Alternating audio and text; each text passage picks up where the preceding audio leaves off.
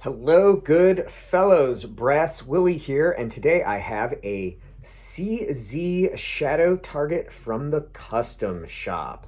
What on earth is this? Well, for those who are in the know and are gun connoisseurs, aficionados, and have fancy handlebar mustaches and drink craft brews such as horse urine IPAs, you already know what CZs are. You already know what the shadows are.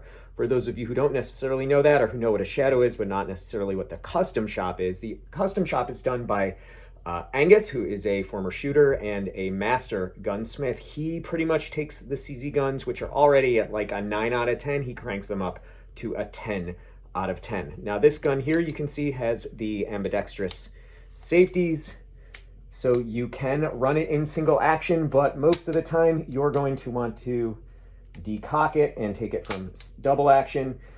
As you can see right there, that double action is pretty smooth, and that single action that's all the take up you get, guys, and then it breaks. The trigger on this is insane.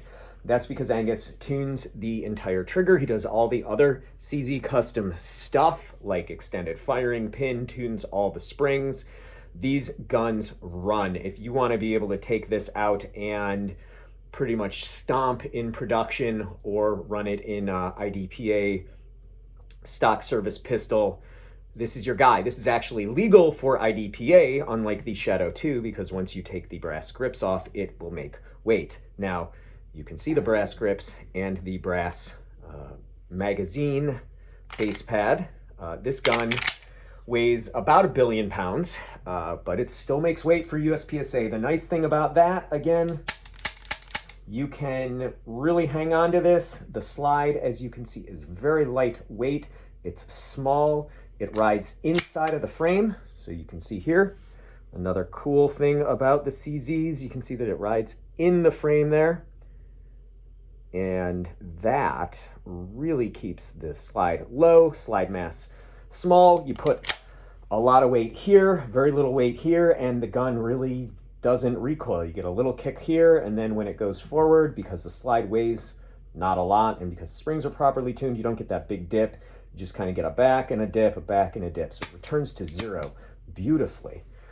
Super accurate as well, I may add, as all CZs tend to be. They're really built right. This one has the adjustable rear sights with the red fiber optic, as all iron sight setups should be if you insist on remaining gun Amish and shooting with iron sights. So this is a rare gun. This is a cool gun.